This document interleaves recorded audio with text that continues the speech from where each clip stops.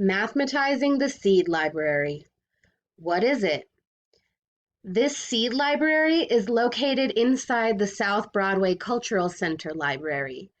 We can use something like this as a tool to teach a lesson about finding the average amount of seeds per packet and even a graphing activity.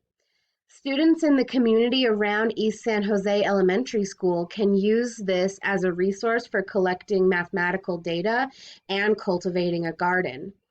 This really caught my eye when we entered the library, and I just thought it was a really neat way to kind of organize something like this. And all the students would need is a library card, which is something great to get them signed up with anyway. How I mathematized this. While I was developing this activity, I referred to some great steps for teacher-guided problem solving, and they're listed as follows.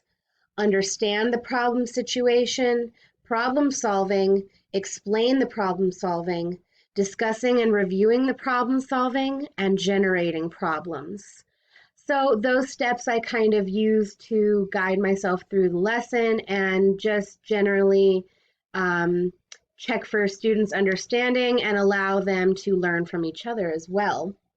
Students can use this lesson to connect to their communities and cultures, and understanding local varieties of seeds would also be a great way to connect other subjects such as English language arts.